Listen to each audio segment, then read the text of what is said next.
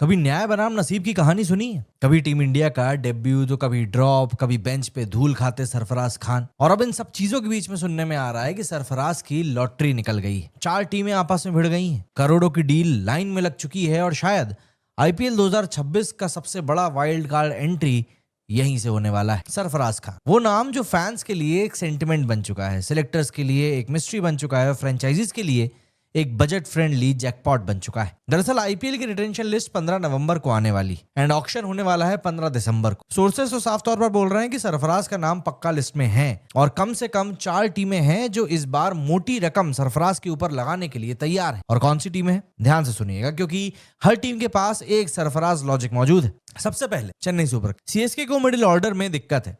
रैना जैसे स्टाइल वाला खिलाड़ी, हिम्मत वाला, गट्स वाला, वो फिलहाल उनके पास में नहीं है। एंड धोनी जानते हैं कि आईपीएल जीता जाता है कंसिस्टेंसी से, एंड कंसिस्टेंसी सरफराज का ही दूसरा नाम है। तो ऐसे में चेन्नई डेफिनेटली एक स्ट्रॉन्ग बिडर हो सकता है। इसके बाद बारी आती है मुंबई इंडियंस की। अब भाई, मुंबई का रिश्ता सरफराज से पुराना है, केमिस्ट्री है, कनेक्शन है, एंड ऊपर से मोहित शर्मा के साथ इक्वेशन भी बढ़िया है। तो ऐसे में रोहित अगर रिकमेंड कर दें सरफराज का नाम, तो मुंबई पलटन बोलेगी कि भाई ये वाला लड़का दिल्ली से यहाँ ले आओ। तीसरा कंटेंडर है यहाँ पर कोलकाता नाइट राइडर्स। केकेआर के पास में फिलहाल मिडिल ऑर्डर है, मतलब बिल्कुल ही नहीं। रिंकू अकेले लड़ते दिखते हैं, लेकिन कोई सॉलिड इंडियन हिटर नहीं है जो नंबर 5 या 6 पर फिनिश कर सके। सरफराज यहाँ पर परफेक्ट फिट है, ना तो ज्यादा महंगे हैं ना ज्यादा रिस्की हैं, बस मैच जिता देने वाले एक अंडरडॉग खिलाड़ी।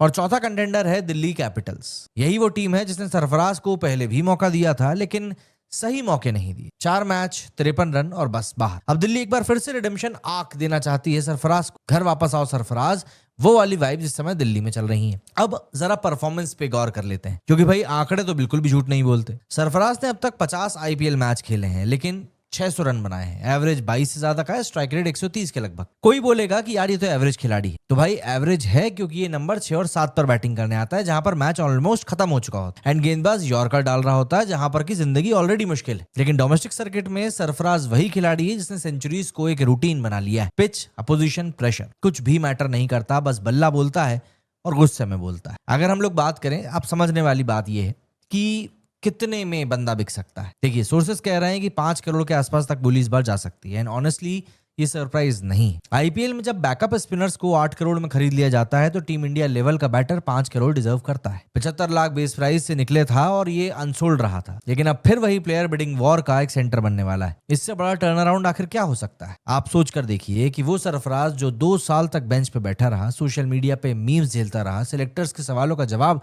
रन से देता रहा, वही सरफराज ऑक्शन टेबल पे फ्रेंचाइजी ओनर्स को एक्साइट करने वाला है। जिंदगी शायद इसी को फुल सर्कल कहते हैं, कर्मा शायद इसी को कहते हैं। अब देखना बस ये बचा है कि ऑक्शनियर हैमर गिराएगा तो किस टीम के लिए ये लड़का अपना अगला चैप्टर खोलेगा। क्या एक बार फिर से डीसी उन्हें बुलाएगी, या चेन्नई बोलेगी कि धोनी स्कूल में एडमिशन ले लो, या मुंबई अपना वानखेड़े कनेक्शन एक बार फिर से याद दिलाएगी, या फिर केकेआर बोलेगी कि भैया असली फिनिशर तो हमें ही चाहिए। जो भी हो, जो भी टीम सरफराज को उठाएगी, लेकिन सरफराज के लिए वो एक बात याद रखे कि सरफराज वाकई में कई लोगों के लिए एक इमोशन बन चुका है। एक ऐसी कहानी है उसके साथ जो अंडरडॉग से इंस्पिरेशन तक लेकर जाती है। तो भाई याद रखना, आईपीएल ऑक्शन में जब ये नाम पुकारा जाए तो ताली बजाना मत भूलना, क्योंकि ये ताली किसी खरीद के लिए नहीं बल्कि एक कमबैक के लिए होगी। क्रिकेट में किस्मत पलटने के लिए बल्ले की नहीं, बस एक मौके की जरूरत होती है, एंड सरफराज ने वो मौका कहीं ना कहीं छीन